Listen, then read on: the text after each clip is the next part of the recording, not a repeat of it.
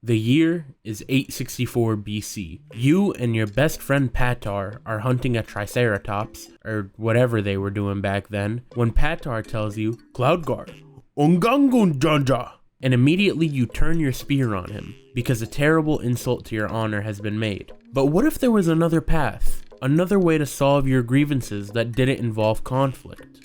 Well, real conflict. Fighting games have been around since well before I was born, but I always felt like their impact has always been A, undervalued, or B, not talked about. And to be honest, that doesn't sit right with me. I wholeheartedly believe that had fighting games not existed, I would have actually fist fought many of my closest friends. But because we had that ability to handle our business over a nice wholesome game of Naruto Storm 4, where I destroyed all my friends multiple times, we get to continue being friends. That's what fighting games do. They save friendships. Maybe save lives, I don't know, shit gets pretty heated.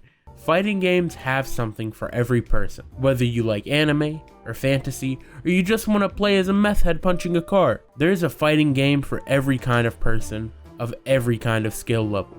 And despite how overlooked they are, it needs to be said that without fighting games, the whole art of making a video game would not be where it is now. The fact of the matter is, whether you're on one side of the fence or the other, the reality of the matter is that fighting games changed the world. The year is 1993. You and your friends just finished buying cigarettes after a tough day of 7th grade, and you decide to ride your bikes to the local arcade to get some games of Street Fighter in, because your friend Timmy's been talking a lot of smack, and you can't really let that slide. You walk in and you notice on the TV that there's a congressional hearing taking place, and they're not talking about the economy or foreign policy, no, that would be too important. They're talking about video games. The early 90s was a really fascinating time for games. They were making a stupid amount of money, with the industry having just been estimated at a value of $6 billion.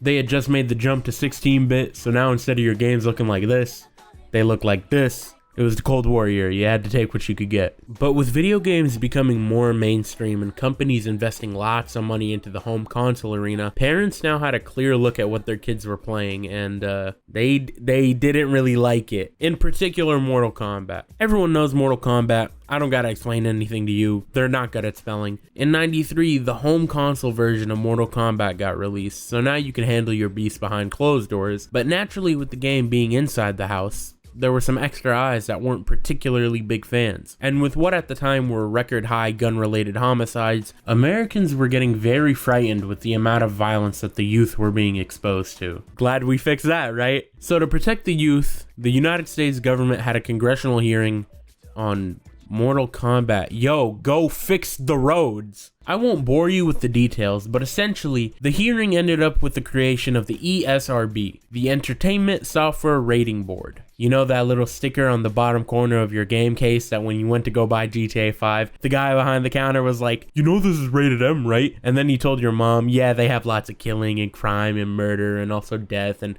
stealing and crime and murder. And then you had to get Lego Indiana Jones instead? Yeah, that ESRB. The ESRB was the first industry-wide rating system, whereas previously, companies were just doing their own rating system, which pretty much just consisted of, yeah, this seems alright. The ESRB was a rating system that encompassed everything. It didn't matter if you were on PC or PSP. Your game wasn't being sold without that fat-ass letter in the bottom corner. And the ESRB wouldn't exist if it wasn't for fighting games. It was Mortal Kombat that got that congressional hearing formed.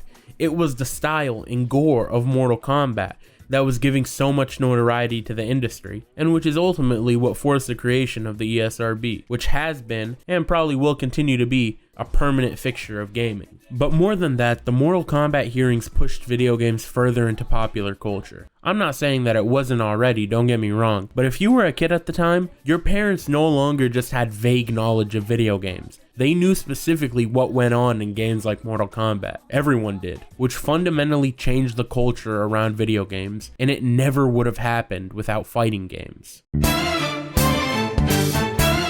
Think about the most prolific athlete you can. Usain Bolt, the Bronze Age, John Jones, Super TF. Esports, Esports is one of the most fascinating things that has been created off of the back of fighting games. There's always been competition, either in the back of a game store or just privately with your friends. Competitive events for fighting games have always been around. The first time I competed was when I was 7 in a Naruto Ultimate Ninja Storm 3 clan war, because the clan I was running around with had some major beef with another clan, and so we just handled it like men on the game. This shit was so deep, it was like Crips and Bloods. But organized esports didn't really start, to my knowledge at least, until EVO. EVO, or Evolution Championship, is an annual fighting game tournament that's known for showcasing the best of the best in any particular fighting game. They got Tekken, Smash Bros, Mortal Kombat, Street Fighter, the DJ game on Club Penguin. Maybe not the last one. But when they started in '96, they were just playing Street Fighter 2 Turbo and Street Fighter Alpha 2. There are so many generational clips that have come out of EVO. Like, for example, everyone's seen the Street Fighter clip of Ken getting a perfect parry on every single one of Chun-Li's kicks during her super. That's an EVO clip. EVO was and is known for having the most talented players come from all over the world, all playing against each other. And it didn't used to be like that. For years, competitive gaming was pretty much just a local thing, and it was because of fighting games that events like EVO started to pop up. And this eventually spread to other games like Call of Duty and Overwatch. There would be no Overwatch League without fighting games. There would be no Call of Duty League without fighting games. And these are events that attract millions of viewers, where the prize pool is in the potentially hundreds of thousands, if not millions of dollars. And these would never have been created if not for the notoriety brought about by EVO and fighting games. Yeah, you saw the title card and you're like, oh no, Qloudy has been infected with the woke mind virus. I know for a lot of people, and Asmongold, representation means that your game is poisoned by the woke mind virus and that every single video game character should just be Nathan Drake. Even the animal characters. But as somebody who doesn't get to see people who look like him super often in the games he plays, fighting games are pretty dope when it comes to representation and having a diverse cast. Mortal Kombat and Tekken have routinely had extremely diverse groups of characters, even from the jump. Now, I'm not saying necessarily that it's impossible to like a game with a cast that's not diverse, but what I am saying is that all of my favorite games have diverse casts. It's pretty unfortunate that so many people got genjutsu'd into thinking representation in games is bad, because some of the best stories happen in games with diverse main characters or casts. I like that in Red Dead Redemption 2,